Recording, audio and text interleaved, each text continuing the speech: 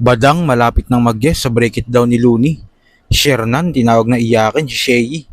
Marmol hindi sumipot sa dapat battle niya sa bargain. At royalty para sa mga battle rapper dapat nang pag-usapan. Alamin natin ang mga yan, so tara.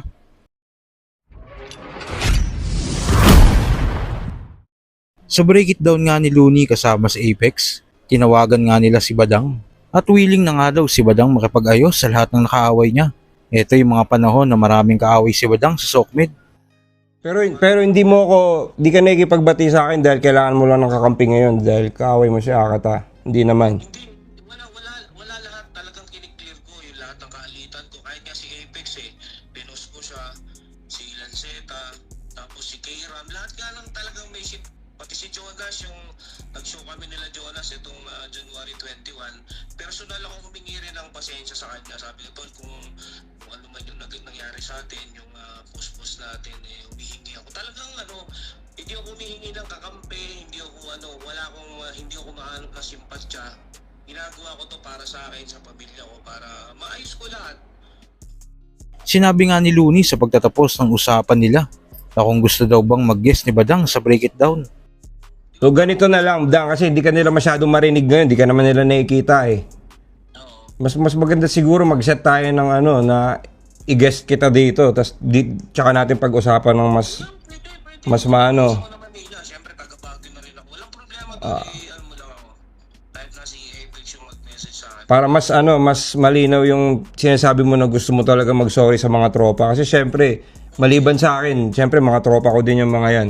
Gusto ko rin makita nila na sincere ka talaga. Kaya ako tinanong, kaya rin kita tinawagan ngayon. Usapan natin yan dito, Dang. May chance na pumunta siya dito. At mukhang seryoso naman siya. January nga ito ng taong kasalukuyan. At itong July kasama si Basilio, muling na-open ni Looney ang posibleng pag-guest ni Badang sa break it down. Badang, tingnan natin kung kakayanin this year na mag-guest ka sa Break It Down. Tingnan natin ang mga kanina parang mga pinapahapewan mo pa yata ako dun sa round 1. So parang Parang hindi pa rin ha. parang nanganganib pa rin yung guesting mo dito. Bumabalik ha, bumabalik. Bumabalik.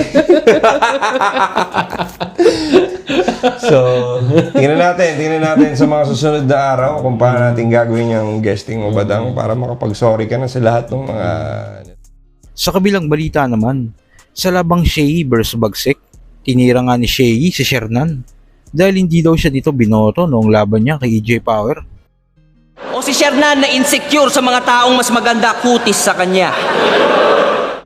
At nireview nga ni Shernan ang nasabing laban at sinabi nga ni Shernan na iyakin daw Shea porkit hindi lang binoto. Gago, umiiyak pag di binoto. Sa kabilang balita pa, may paparating nga ng event ang bargain ni Sinyo itong July 18. Pero kahapon nga lang nagbigay ng update ang bargain sa nasabing event at hindi na nga matutuloy ang Marmol vs Erickson dahil nagsabi na si Marmol na hindi ito makakapunta. Dahil dito nagsorry si Marmol kay Sinyo at sa mga bumubuo ng bargain Battle League. Sorry po sa ko lang, magandang umaga po. Ako po si Marmol. Gusto ko lang po mag-sorry sa Vizcarra family at sa Ramirez family. Kay Papa Shero Vizcarra Jr. at kay Mama Dara Ramirez. Sana po mapatawad niyo ako at humihingi rin ako ng pasensya sa SD printing shop at sa Black Manila at sa Bargain Drop Battle League. Humihingi rin po ako ng pasensya sa inyo, Kuya Sinyo Cagasan at Ma'am B. Sarmiento Cagasan. Humihingi po ako ng dispensa po sa inyo. Ako po pala si Marmol na nagmamahal po sa inyo. Masaya po akong nakasama ko po kayo. At ako po si Marmol ng Sana All Pop-Up Mall. Alam ko po na may mali ako. Kasi ako po kayong iniwanan na Alam ko po na mahirap. At sa huling balita, sa bagong upload nga ni Looney sa kanyang YouTube channel kasama si Flick G, dito ay napag-usapan nila kung panahon na daw ba para bigyan ng royalty ang mga battle MC na minsan ginawa ng PSP. Ba na dapat ba eventually magkaroon na rin ng parang ganong royalty sa battle para masabi yung ganyan din na same sentiment na parang yung mga battle pwede na rin ituring na parang mga kanta? Pwedeng mangyari yun. Yung halimbawa sa battle meron kang royalty, maganda na rin talagang ano yan. Tinry gawin ng PSP yan pero hindi ko alam kung nag-follow through nila yung... Hindi ko alam kung may mga kwento kang alam sa mga MC Hindi na ko nandun. alam eh. Kung natuloy ba yung mga... Di ba sabi may royalties daw dati sa Oo, PSP? parang narinig ko nga. Actually, may mga battle league talaga na gumawa na niya, nagtry na magbigay ng royalty. Yun nga lang, parang wala pa nga talagang natuloy na ano.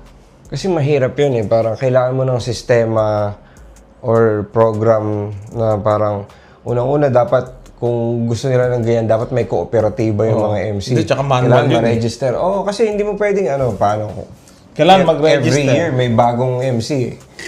Paano mo mapipili na kasing deserve nitong magkaroon ng shares kapareho nitong isang MC na to. Kung ito, nagigets mo yung ibig sabihin, parang paano masasabi kung paano yung percentage? Pare-pareho ba ng rate para sa lahat? Paano kung yung bago? Paano kung bago ka pa lang, wala pang weight yung pangalan mo? Ikaw din? Sa tingin ko depende yan sa ano mo sa halimbawa sa views na maiaambag mo parang ganun. Parang kunyari, overall views mo sa battle rap is 10 million views. Tapos yung kalaban mo is 50 million. So 5:1 na agad. So yun yung ano dapat, yun yung royalty mo. So kunyari si Sinyo, tapos kalaban niya halimbawa mas mababa. So yung pinagkaiba nila sa ranking, dun siguro dapat ibase yung kung sino yung mas malaki yung royalty dun sa battle. Ang mahirap dun, maraming variables tulad ng views, yung average views ng MCs. Average views. Pangalawa, yung win-loss. Magfa-factor in ba yun? O saan mo ba ko susukatin? Sa galing ba ng MC? Ang hirap nga, no? Sa win-loss o sa popularity ng MC? So kayo ba mga quiz, ano masabi nyo dito?